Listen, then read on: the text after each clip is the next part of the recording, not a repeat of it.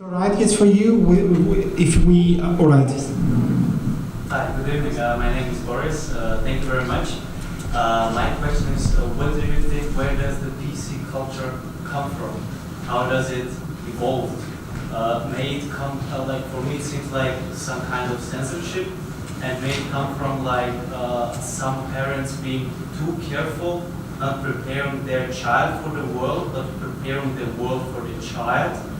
And as well as, or just some of my thoughts, or maybe because some people are afraid of their thoughts, how dark they are, so they try like to infringe it like to other people. So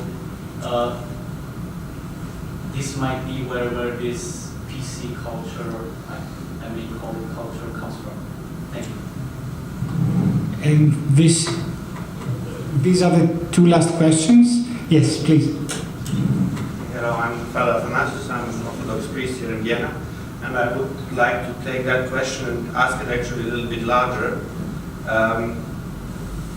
Would you say that the PC concept is something new, or is it something that has developed out of taboos that have existed before? Like, for example, 200 years you couldn't have criticized the king. Not only because he would have been banished, but also nobody would have accepted that in culture. So is it the same concept, just shifted the focus, or is it a new thing? Thanks.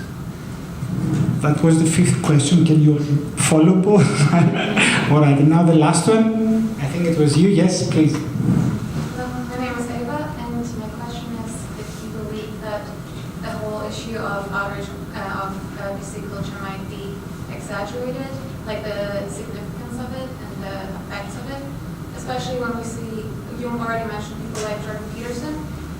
He manages to do this job, to go on tours and talk about this issue and make good money from this issue.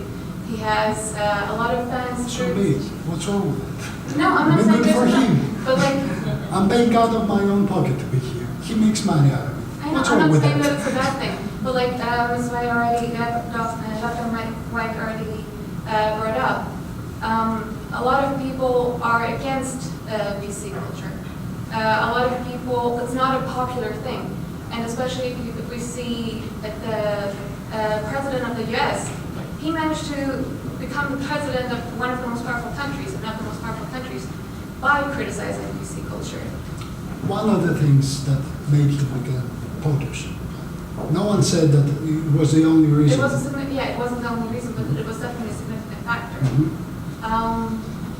And there are a lot of other people online who make good money out of it. There's clearly a big audience for people who criticize PC culture more than for people who support PC culture. So again, So the last question, if I got it correctly, was what if is you it? think that the issue is exaggerated, if the problem is exaggerated. So now you have both a heavy task. We don't have any time left. So I would say you should speed it up. Ladies first, Mrs. Johnston-White, you should go first, and then with your final thoughts or your final remarks. So to round up these questions, your answers, and then Mr. Tsakallaki, and then we will close. Thank you. Right, I'll try and be brief. The question about changing history. Yes, I mean, I think the example that you gave of putting a kind of editorial note in the front of a book is a good example of a productive compromise in those sorts of issues, right? That if you choose to buy this book and you read something and you think, oh, well, that's a bit strange, that language seems kind of offensive, but then you read an editor's note, that's one way of potentially bridging that divide. Now, in other instances, Ambassador Brix mentioned renaming Hitlerplatz, for example.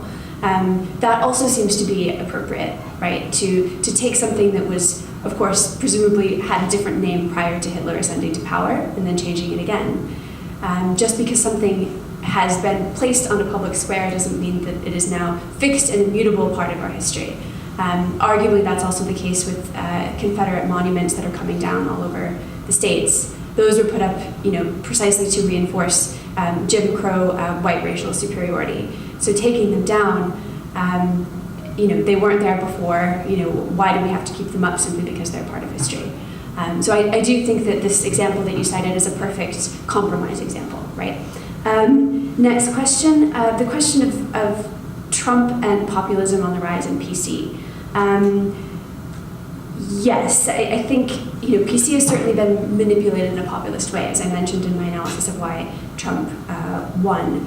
As for a populist reaction to PC, I mean, I again, as I mentioned before, I'm not really convinced that this culture is really challenging the way of life of anyone in a dramatic way. Actually, I think that it's really more of an excuse to have a convenient way of blaming social ills and economic suffering on groups rather than looking at the real causes of that. But I also know that we have different opinions on that. Political correctness as censorship. In most cases, it seems that might be overstating it somewhat. Yeah, I mean, I'm sure that there are instances where, taken to an extreme, it could be potentially seen that way, but all public, discourse and interactions in democratic society do involve some aspects of self-censorship. We all have running monologues in our head and we don't say everything that comes into our minds, so there's always self-censorship. It's just the degree to which that is done. And finally, is PC culture exaggerated? Yes, in my opinion, simply. I skipped one. PC and the development of taboos. Yes. So during the French Revolution, prior to the French Revolution, the crime of lèse-majesté was essentially a capital offense, right? If you said something against the king, then during the French Revolution, it was replaced by lèse-nation, so crimes against the nation. In terms of a continuity, I think, broadly speaking, sure, there are always taboos. There are always things that people talk about or don't talk about. It's just a question of changing societal norms, right? And what the law says, what whoever decides what the law says, what they believe. So I suppose we could find a longer-term continuity there. I'm not sure if we can draw a straight line in terms of causality, but certainly in terms of social phenomena, why not? That's it from me. Thank you, and you, Mr. Tsakallaki, is your closing remark. Thank you. So, for my concluding remarks, I'll try again to keep it short and sweet. I beg to differ with at least half a dozen things that Ms. White said. I take issue with a lot of things, actually, that she said. In short, one, the onus probandi, the burden of explaining what PC is, what safe spaces are, or trigger warnings or whatever, falls on the shoulders of those who employ them, not on those who oppose them. That's about it. I have nothing else to say.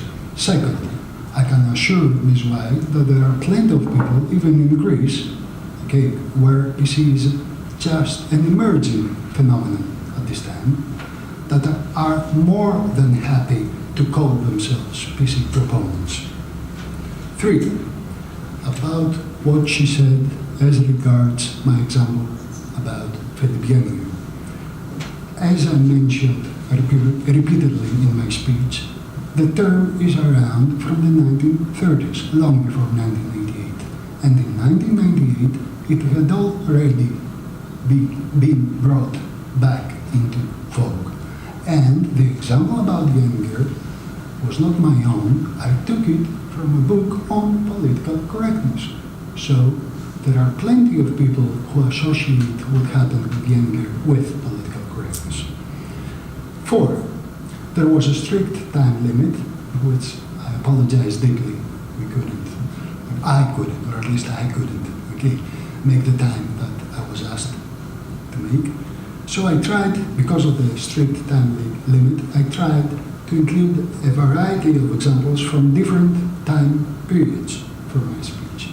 It doesn't mean that I equate all of them, as I thought of as being accused by Ms. White.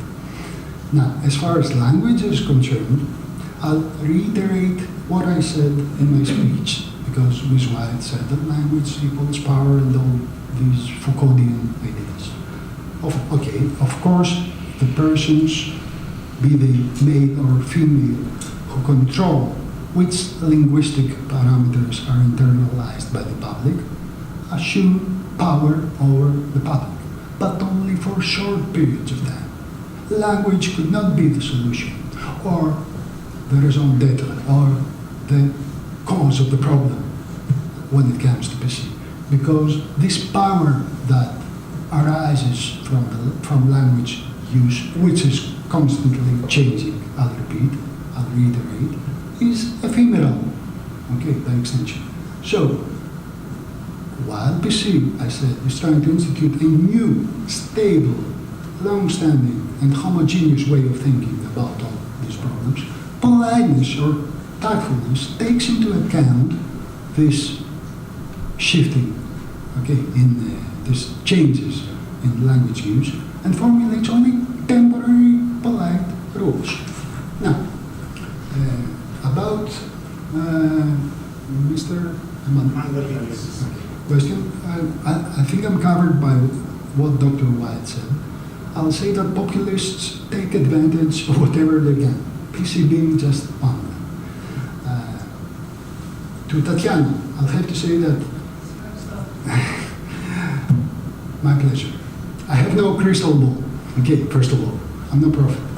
But to my way of thinking, if Western civilization carries on its downward spiral toward apathy and anti-intellectualism, which I think is one of the major problems of today's globalized culture, there will come a time when the emphasis of the mass media, for instance, again, my area of expertise, will be placed solely or mainly on a company executive's compliments on the married woman's new hairdo, and not on the potentially catastrophic environmental impact that the products of this company have. Okay, so it's not a prophecy. I'm just answering. Yeah, the question. your speech. And to the lady who asked me about the exaggerate, if PC is exaggerated or something to that effect, I have to answer that yes, I agree with Dr. White that sometimes it is exaggerated, but oftentimes it is downplayed. Quite the contrary. In my point of view, what we have to do is kill it in the bud, as the Americans say, because it does more harm than good, despite the benevolent intentions, I reiterate, that it often, not always, has. And I think I've covered everything. Then I have an idea. I would suggest we move now the conversation into the next room with a glass of wine. I would like to, and because it took longer as we thought, we will compensate you with some Greek mezedakia. So, thank you, Ms. Dr. Johnston White, for being here with us this evening. Thank you, Mr. Dr. Tsakallakis. And thank you all for participating, and have a nice evening. Thank you very much.